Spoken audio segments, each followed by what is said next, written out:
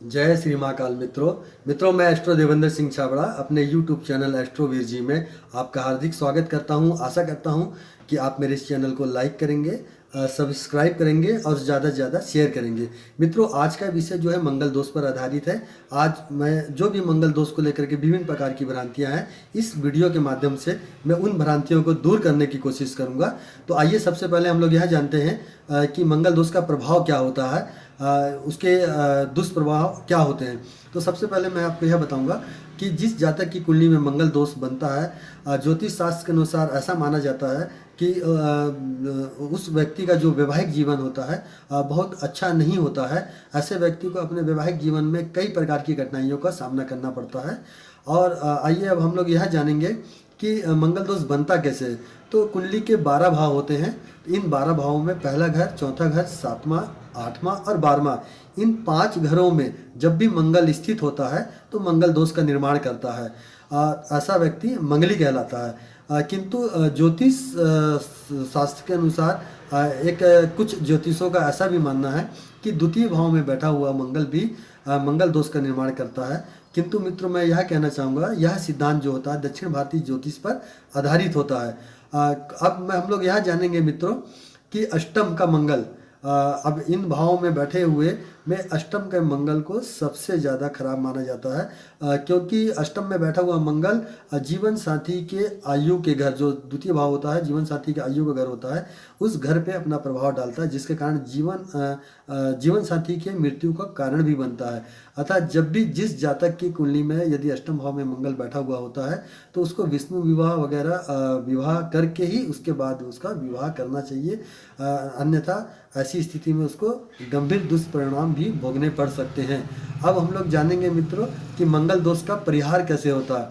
तो सबसे पहले मैं आपको यह बता दूं कि कुछ ज्योतिष के इसमें भी विभिन्नताएं हैं।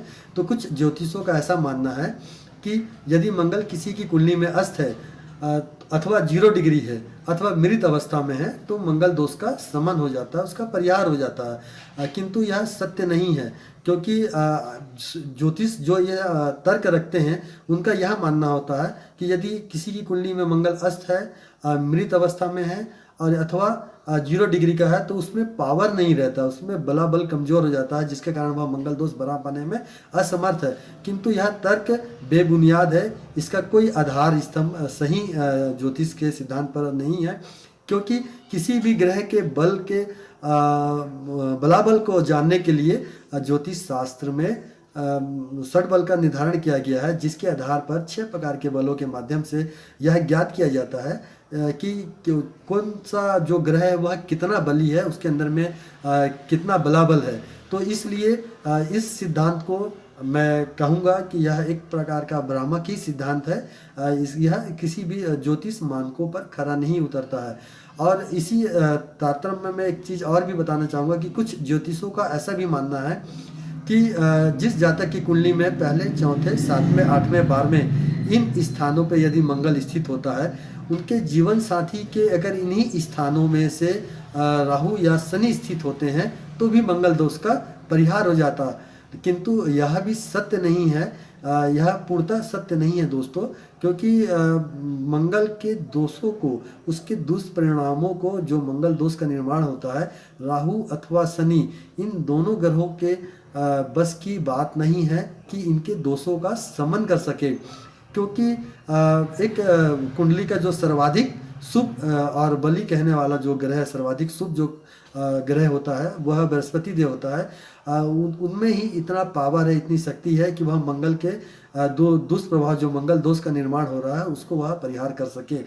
जब भी मंगल के साथ, चाहे युति से या दृष्टि से, किसी भी प्रकार का जब गुरु बृहस्पति ग्रह का संबंध बनता है तो वह मंगल दोषों का शमन हो जाता है। मित्रों, अब हम लोग यह जानेंगे कि यदि किसी कारणवश किसी भी अगर जातक की कुंडली में मंगल दोष का परिहार नहीं हो पा रहा है, मंगल दोष का निर्माण है और उसका परिहार भी नहीं हो पा रहा है, तो उस जातक को क्या उपाय करने चाहिए।